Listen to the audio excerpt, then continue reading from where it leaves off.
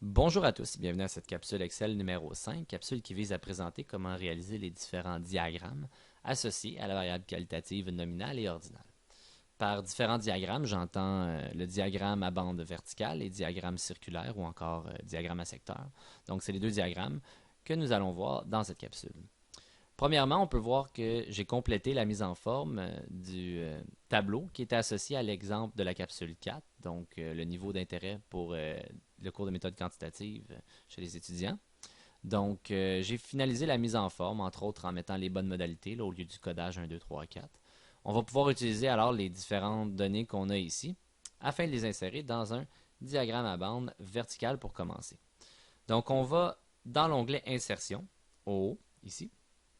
Donc, insertion nous donne la possibilité de l'insérer dans différents types de graphiques.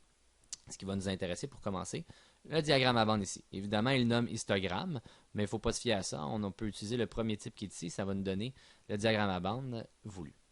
Donc, on commence par sélectionner dans le tableau les modalités. Donc, j'appuie sur la première cellule de mes modalités, très intéressé. J'enfonce le bouton de gauche de la souris, je descends jusqu'au bas de la dernière modalité. Ensuite, on enfonce le bouton CTRL sur le clavier. On sélectionne les pourcentages associés aux modalités. Faites attention, il ne faut pas sélectionner le 100%, c'est une erreur qui revient souvent. Ensuite, on s'en va sur l'icône de notre diagramme à bande. On choisit le premier type. On le voit apparaître juste en dessous. Ça commence déjà à avoir l'air de ce qu'on veut obtenir. On sélectionne.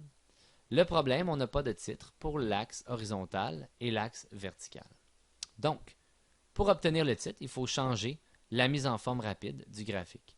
Cette mise en forme-là sur Excel 2013 se situe ici. Si j'ouvre, je vois les différents types de mise en forme.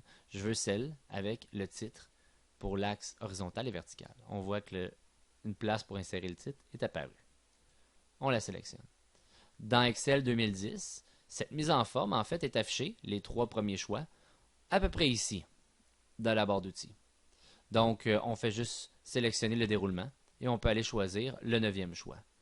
Les choix bleus ici de mise en forme de graphique sont pas vraiment affichés ou sont affichés un peu plus à droite, je crois, il y en a 1, 2, 3, sous Excel 2010.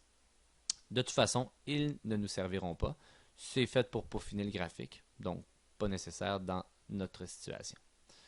Donc, une fois la mise en forme rapide effectuée, on enlève la petite légende qui est ici. Il y a seulement un type de couleur, donc c'est pas pertinent.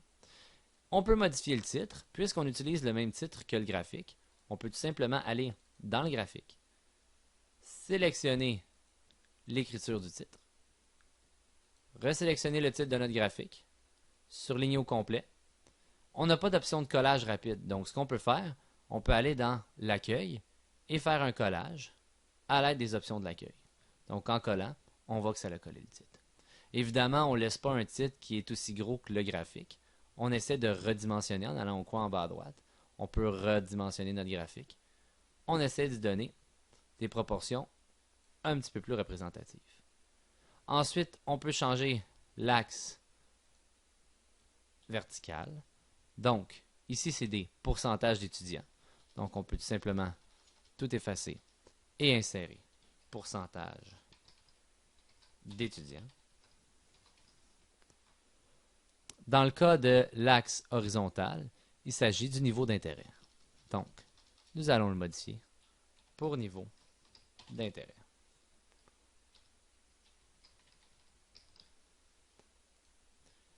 Et notre graphique est terminé. On peut effectivement rajouter un quadrillage ou encore des étiquettes sur les bandes. Donc, si je voudrais faire apparaître le pourcentage associé, on peut appuyer le bouton de droit. Ça nous donne les options associées à la bande. Donc, ajouter des étiquettes de données va faire apparaître le pourcentage en haut de chacune des bandes. On veut modifier le quadrillage.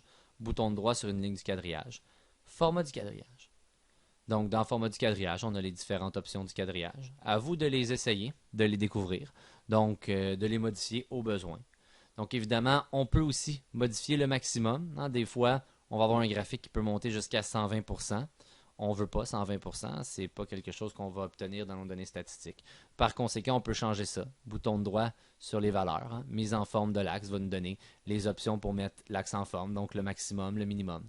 Donc, on voit pour l'instant que le maximum s'arrête à 0,6, qui équivaut à 60%.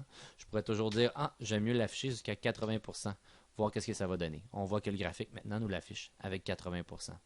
Donc, à vous de modifier le graphique de façon à ce qu'il soit pertinent pour les différentes valeurs que vous avez. Donc, on va remettre la valeur d'avant. Et ça conclut la réalisation du diagramme à bande verticale. Évidemment, il nous reste le diagramme à bande circulaire, lui plus facile à réaliser, moins de mise en forme. Un peu la même idée, nous allons sélectionner les modalités, contrôle, les pourcentages associés. On sélectionne le diagramme circulaire, on prend le premier type. Et voilà, ça nous donne notre diagramme circulaire. Évidemment, on peut choisir une forme de diagramme associée. On peut avoir les modalités qui vont être inscrites. En général, on va préférer obtenir les modalités. Donc, en allant sur les différentes formes, on peut les voir affichées. Nous, on va choisir justement un type de graphique avec un titre et les modalités qui sont liées à chacun des secteurs. Donc, évidemment, si on ne veut pas le voir inscrit à l'intérieur, on peut le sortir et on va avoir une association à l'extérieur du diagramme de ce qui est inscrit. Dans ce cas-ci, peut intéresser ou pas intéresser. Et voilà. Donc, titre du graphique, même chose. On peut le modifier en prenant le titre du tableau. Donc, on sélectionne le titre au complet. Copier. On va dans le titre du graphique, en fait, du diagramme circulaire. On sélectionne au complet. On revient dans Accueil. Coller. Évidemment, on ne veut pas que le titre soit plus gros que le diagramme. Donc, par conséquent, nous allons grossir le diagramme afin qu'il devienne représentatif.